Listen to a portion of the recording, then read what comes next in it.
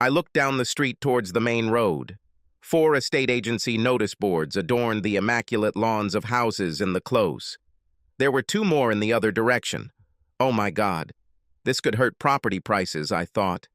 When the next 2 houses go up for sale, it's going to get even worse. My attention was drawn to the house 3 houses down the street on the opposite side of the road. Gary and Jessica Spencer live there. They are probably the youngest couple in the area. He is a financial consultant. She is a management consultant. I would call both yuppies, that is, young, easygoing professionals. Gary works from home, and Jess is often away on business. I noticed movement at the Spencers. I took the binoculars and took a closer look. She opened the curtains in the bedroom. She looked good standing there in her bra and panties. She still had a great body for her age. She took her clothes, and I saw him walk across the room to the bathroom. And what did she see in him? I asked myself. He's not that big, and his body looks flabby. She stepped towards her skirt, then lifted her white blouse and put her hands through it. She was still buttoning her blouse as she left the room. Gary came out of the bathroom wearing only his boxers. I watched him fasten the belt on his jeans, not bothering to put on a shirt, and noticed the way his flabby manhood swayed as he followed her out of the room. So what now? I asked myself a question.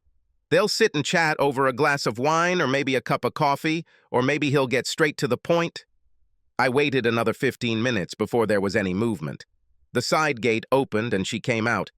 I couldn't see him, but she turned around and kissed someone.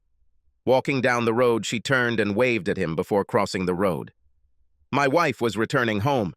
The sound of my boots echoed through the house as I ran down the stairs and out to take my place in the conservatory. The side gate opened, and I heard the click of her heels as she walked along the concrete path. She smiled as she opened the door, and I tried to catch the melody she hummed as she walked through the archway into the dining room. There are many houses for sale in this area. I wonder why? I saw her jump when I spoke. Her hand rose and lay on her rather large chest. She turned and saw me sitting in a rattan chair. Giles, what are you doing here? You almost gave me a heart attack. Well, I'm glad to see you too, my dear. You know what I mean. Of course, I'm glad to see you, but I didn't expect you to return for 2 more days. What did you just say? I asked if you knew why there are so many houses for sale in this area. I thought that you women were all bosom friends, and if anyone knew, it was you. Actually, I don't know. It's strange that I haven't seen any of the girls since we took Alex to Durham. I was supposed to meet Sally for coffee on Monday morning, but you insisted we stay the night and I missed it. Since then, we have not been able to meet. Well, last Monday I saw Sally and Eric in the pub.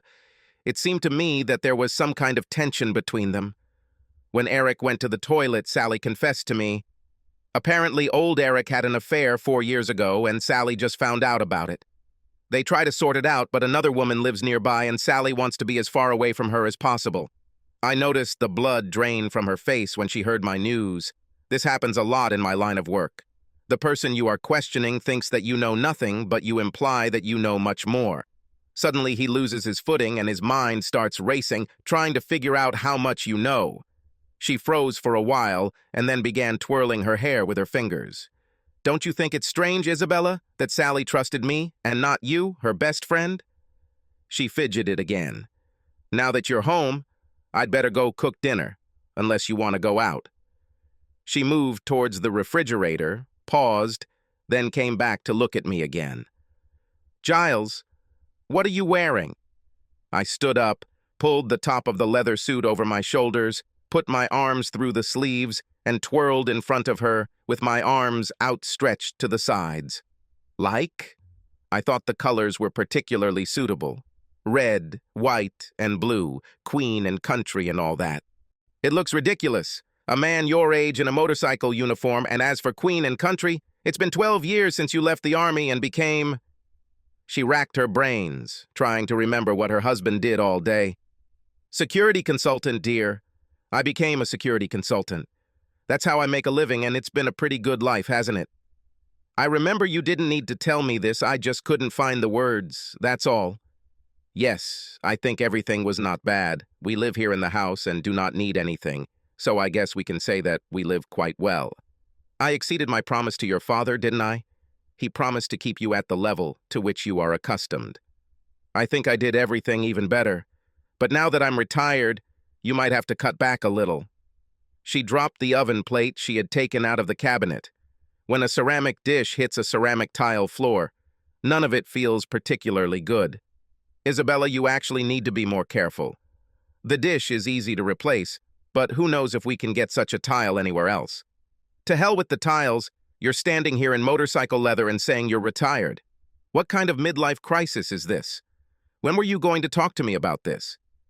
Well, I didn't mean to, because I didn't think it concerned you. Just like you obviously thought your sex with Eric was none of my business.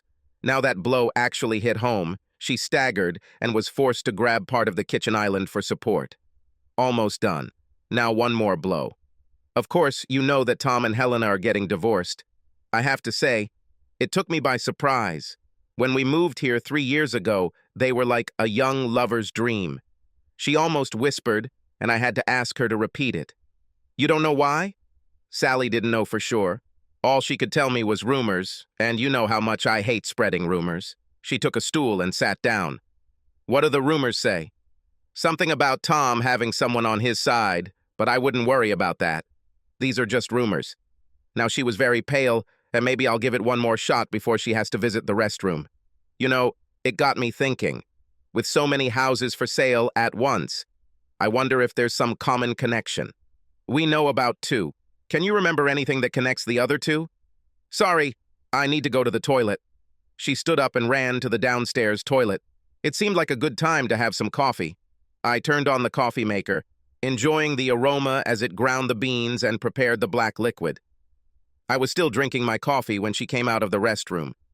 The makeup was washed off, and she already looked her age. She still looked somewhat shocked, but had apparently decided that the best form of defense was attack. I thought you'd already changed out of that ridiculous costume. Why do I need this? Because soon I will need it again. So it also comes with a motorcycle? Oh, and not just any motorcycle, but a Ducati Panigale, capable of speeds of over 160 miles per hour. Why do you need something like that? The general speed limit is 70. Oh, I got it. This is to compensate for your other little problem. I've heard that men buy powerful cars when they themselves can no longer accelerate. I couldn't stop laughing. As I already said, I'm retiring. I need something to replace the thrill of jumping out of a plane at an altitude of 3 kilometers. Come on, you're a damn consultant. Consultants don't jump out of planes. Well, it's all a matter of semantics. Some people prefer to call us mercenaries or soldiers of fortune, but I think a security consultant sounds much more euphonious. She sat back down, her mouth open in disbelief. Are you saying that you have been working as a mercenary for the last 12 years? Why didn't I know? Because you weren't interested. You didn't want to know. Do you really think that some office worker spends 3 or 4 months in African countries? I already told you that I work with governments. This means training, rebuilding their armies, and, yes, fighting. War has been privatized, my dear. Whenever the government wants to do the dirty work but doesn't want the return, it turns to people like me. Have you ever wondered how it was that the consultant suffered some of my injuries? You said it was an accident. That's how it was. You don't think I got them on purpose, do you? But you broke your leg in Cape Town. He returned home on crutches. It was definitely broken. It just wasn't a car accident. Shrapnel wounds looked the same as the results of a compound fracture. I watched as she tried to absorb everything I told her, what she considered a comfortable little life. I've been married to a stranger for the last 20 years. Not really. For the first 8 years, I was exactly who you thought I was. The question is, are you the woman I thought you were? Looks like no. Oh, that's how it is. You can't blame me for looking for comfort when I get nothing from you. I never held a grudge against you because of your problem. I never even raised this topic. I am only human. I have needs that you have not satisfied for a long time. 4 years, 3 months, and 23 days, since the day I left for Cape Town. An expression of disbelief appeared on her face, and I realized that she was trying to understand the situation. I can't believe you calculated everything to the day. Oh, I understand. This is one of your injuries. This was when you were in Cape Town, wasn't it? Yes, but the news hurt me much more than physically. Do you have any idea what it's like to recover from surgery in a distant country and be told that your wife is having sex with your neighbor at home? It is not true. Who could tell you that? But this is even worse. Our own daughter came home to pick up her iPad and found you having sex in the bedroom with Eric. The poor child was devastated, crying on the phone, begging me not to destroy the family. She stayed with my sister Jenny, who spent the whole night trying to calm her down. You have no idea how lucky you are that you were 8,000 miles away from me that night. Jenny called me the next day and asked what I was going to do. I said, I'll do what my little girl wants. I don't know exactly when I made the decision, but even before I left the hospital, I knew that I would never touch you again, not the way my husband does. She stood before me in silence. I could almost hear her gears turning, trying to put everything together. She realized that there was one piece of the puzzle missing, a piece that she was missing. Why now, Giles? Why are you telling me this now? As I already said, I am retiring. Well, I'm leaving the active part. I get a little slow, you know, to counteract the younger guys. It's time to tie up loose ends, and you, my dear, are one of them. No, don't, Giles, I'll stop. I only went to Eric because I was desperate. I haven't heard anything from you, but we can change. If you retire, we will see each other much more often. So, Gary is just picking up my scraps? Does this also apply to Tom, Greg, and James? Yes, sure. They were a replacement. I would have preferred you, but you weren't here, and when you were, you weren't interested. And it never occurred to you to ask why? I thought you had problems, and I didn't want to embarrass you by making you talk about it. How attentive you are, my dear. I will miss this. What do you mean you'll miss it? We can work things out. We'll go for a consultation. I don't understand how we'll do this when you're here and I'm in the south of France. You can't divorce me, Giles. This will ruin you. Oh, I don't think so, but you're right. I can't divorce you. Tell me, what do you remember about our wedding? She looked into my eyes, trying to read what was hidden behind them. We got married on the beach in Bali. That strange little man was babbling something in the language they speak there. Local residents put garlands of flowers around our necks. Everything was very romantic. And he gave us a certificate that none of us could read. He insisted on kissing me, and I giggled because his beard tickled me. Don't you remember the civil ceremony when we returned home? No, of course not. Why should we marry twice? That's what I told the finance guy when they refused to add your name to my pension. I just returned from Hellman, and they asked me to take care of some things. For God's sake, Giles, get down to business. The thing is, my dear, that we were supposed to have a civil ceremony here. This certificate is not worth the paper it is written on. I have to admit my first thought was to talk to you and sort things out. Then I heard rumors about what you were doing with the young subaltern while I was in that hole. I put it all on the back burner and kind of forgot about it. It appears that, legally speaking, we were never married. You're right. I can't divorce you. I do not trust you. This is all just a bluff. You can't just leave. Take this to the lawyer. I'm sure he'll say that's exactly what I can do. Isabella was distracted by a noise outside and hurried to the window to look. There's a man hammering something into our lawn. This is for the advice of real estate agents. I called there on the way here when I was putting the house up for sale. I don't need him anymore. But what about me? What about Alex? I wouldn't worry about Alex. She plans to spend the holidays with her father. I'll do my best to get her to come to you, but you two haven't been close for years, have you? No. I won't let you get away with answering. I'll contact a lawyer. There must be something I can do. I gave you the best 20 years of my life, and I should have the right to at least something. You can try to get what Americans call palimony, alimony to a cohabitant in an unregistered marriage, but I'm not sure there is such a precedent here.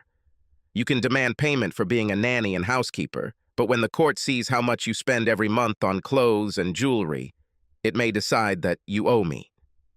She sank back into the chair, resting her head in her hands. I do not believe in this. This is not happening to me. Do you hate me that much? Hate you? Why should I hate you? You are my daughter's mother. I can't hate you. In any case, I can manage without you. This caught her attention. She raised her head and looked into my eyes. Do you mean that for the last 4 years you... Of course, a soldier always knows where to get sex, although I must admit that recently things haven't been quite like that. So, you have someone else and you have the audacity to criticize me?